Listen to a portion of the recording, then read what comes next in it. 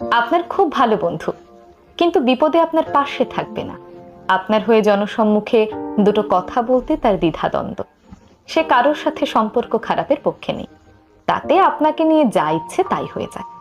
ও আসবে আপনার ইনবক্সে, অথবা সবার আড়ালে এসে বলবে, অমুক কিন্তু তোর সাথে এটা ঠিক করেনি, তোর কিছু বলা উচিত। আপনিও ভাববেন, আরে আমার কত বড় শুভাকাঙ্ক্ষী, ও যখন বলেছে ঠিকই বলেছে নিশ্চয়ই। তারপর লড়াইয়ে নামবেন। পাশে চেয়ে দেখবেন সেই বন্ধু চুপচাপ দাঁড়িয়ে। আপনার সাথে একটু আগে যে পরামর্শ করে এলো, সে সময় মতো বোবা। কারণ ওই যে, সে কারোর সাথেই সম্পর্ক খারাপের পক্ষে নেই। আবার আপনার শত্রুর সাথেই তার গলায় গলায় ভাব।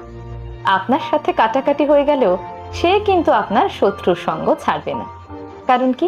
ওই যে, সে কারোর সাথে সম্পর্ক খারাপের পক্ষে নেই, তার সবার সাথেই মিশে থাকতে হবে। এমন